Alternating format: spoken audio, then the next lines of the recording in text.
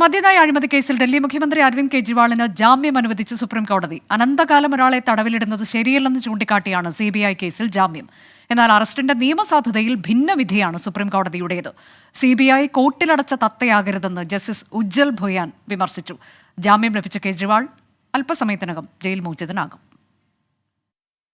ജാമ്യത്തിന്റെ കാര്യത്തിൽ വ്യക്തി സ്വാതന്ത്ര്യമാണ് പരമപ്രധാനമെന്നും ഒഴിവാക്കാനാകാത്ത ഘട്ടത്തിൽ മാത്രമാണ് ജയിലെന്നും ചൂണ്ടിക്കാട്ടിയാണ് അരവിന്ദ് കെജ്രിവാളിന് സുപ്രീംകോടതി ജാമ്യം അനുവദിച്ചത്.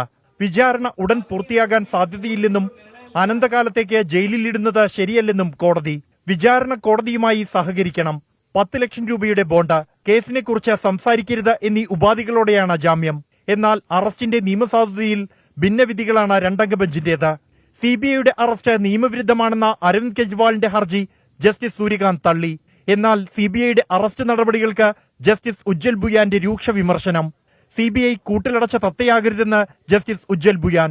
അരവിന്ദ് കെജ്രിവാളിന്റെ അറസ്റ്റ് നിയമവിരുദ്ധമാണോ, സ്ഥിരജാമ്യം അനുവദിക്കണോ, ഈ കാര്യങ്ങളാണ് സുപ്രീംകോടതി പരിഗണിച്ചത്. വിധിയെ ആം ആദ്മി പാർട്ടി സ്വാഗതം ചെയ്തു. സത്യം ജയിച്ചുവെന്ന് മനീഷ് സിസോദിയ.